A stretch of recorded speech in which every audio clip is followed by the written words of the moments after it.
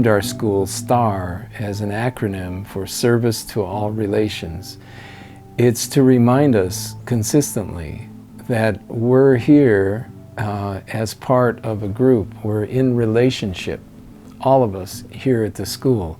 All right, good morning, Star School students. Good morning! Yes. And it also reminds us that we're in relationship to the culture that's around us.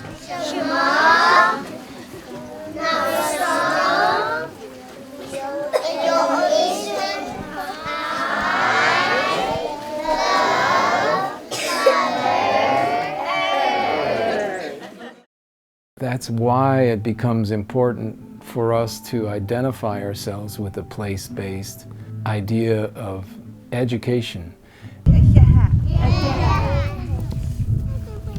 With place-based education, what we do is start with learning from where we are. So we go outside and we climb up our hills and we dig in the cinders and we learn. We start learning based on the landscape that we are living in.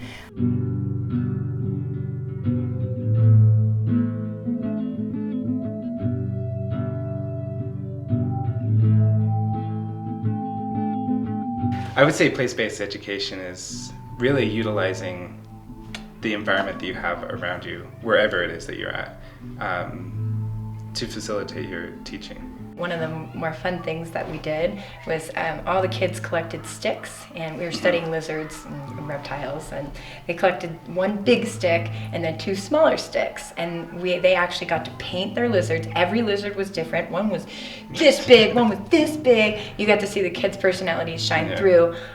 They got to put the googly eyes on there and the tongue, and then after that, for good, solid 2 months, they were like so open and so inspired by every single animal they saw, especially the lizards.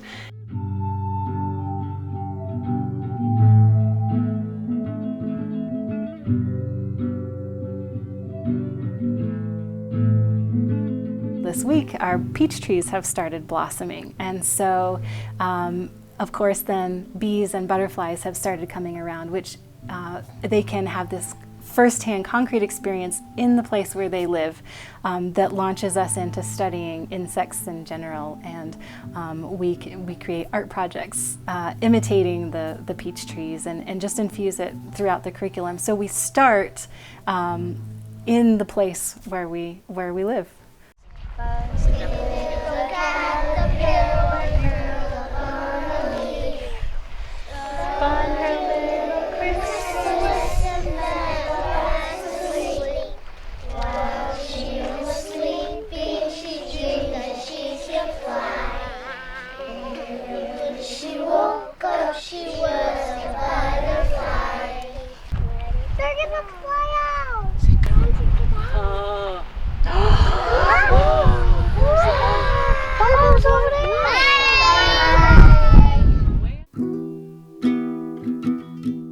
So one of the other things that we do with place-based education is working with the trees, which is planted here at the Star School. We had to check to see how many trees had blossoms and what the condition of the limbs were. So we were able to infuse math with our caretaking of the trees. I wanted them to measure how big and how wide the berms were, because we're going to use cardboard to put down to keep as mulch on the bottom. We'll put cardboard down and then mulch on top of that to keep the water in the ground. I grew up with fruit trees, with peach trees and apricot trees, and I remember picking them and those trees getting huge and seeing all the apricots and peaches on the ground and picking them and then taking them apart and drying them and stuff. Once a month we go, as one of our service projects, we go out to the campus at school here and collect all the trash we can find. We come back and separate it out for recycling and what would be trash, so we're doing that, but we're also counting it and using tallies. And then we're able to compare, like, okay, Mr. Davis' class had 157 pieces of trash, Miss Corey's had 154. Yeah.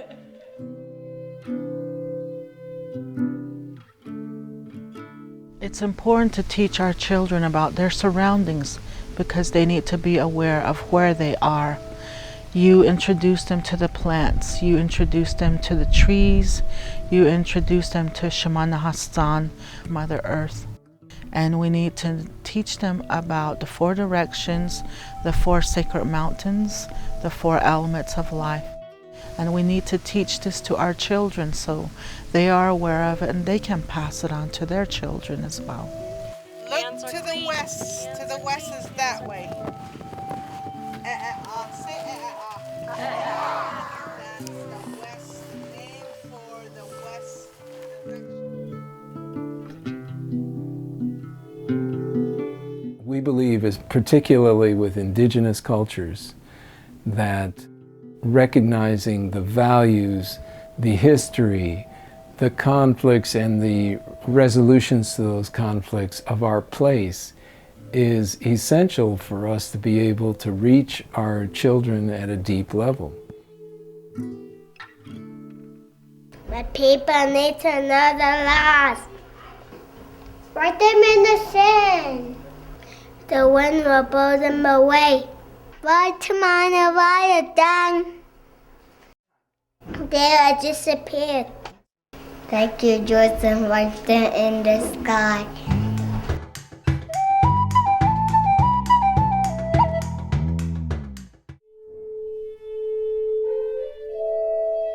And one of the ways that you use it is to find commonalities between cultures and then to see the differences between them, but appreciate both sides regardless of what kind of culture it is. The culture piece comes in as being important also in 2 ways.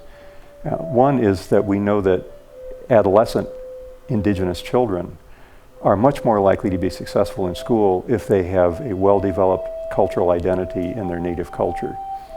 One of the main things that I do with place-based education is I try to bring in what I know from my culture, from being a Hopi. So we started calling them by the Spanish names, but we didn't speak Spanish correctly. So we said it in the way that we could say it. So instead of Vakasi, it became Wakasi. And instead of Vakasi, it became Begashi. Okay? So that's how we got those words. Okay? And in English, when the English people came, they said, oh, that's a cow. And so I teach them Hopi culture, I teach them Hopi words, I teach them some of the traditions and the beliefs that we have.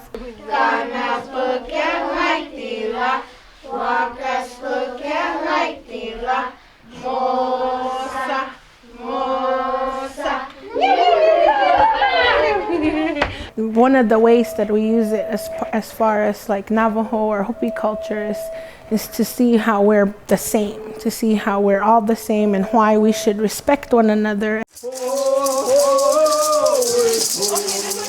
How many of you have planted corn before? Yeah? One of our parents came in and she brought her family members in and they did the whole harvesting dance. We had an elder here and he spoke about the importance of corn. I loved how he was talking about however straight you plant the corn is how the corn cob will grow. So if you're not paying attention to your corn planting, the corn on the ear, it will be crooked. You turn around, see all these story in here.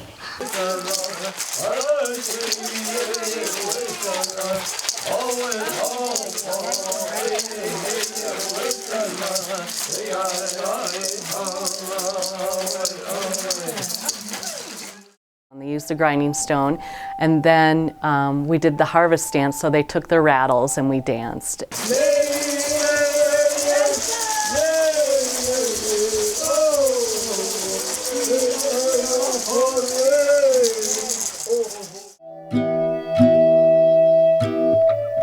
There's so much you can draw from between the Navajo culture and the location that we're at, that it's a really magical place to be able to go outside and really teach topics that are just so close at hand. Doko'oslit sits to the west of our Navajo Nation. Doko'oslit. My mother does herbs and she goes out there and she prays to Mother Earth and to the plants so she could get medicine off of the mountain. Doko'oslit. We teach our children how to take care of Mother Earth. We identify with her as Shaman Hassan.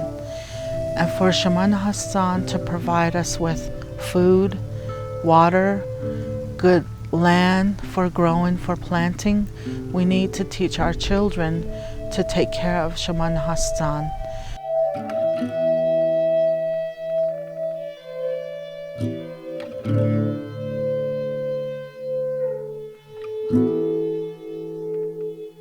I think place-based education allows us to understand our humanness.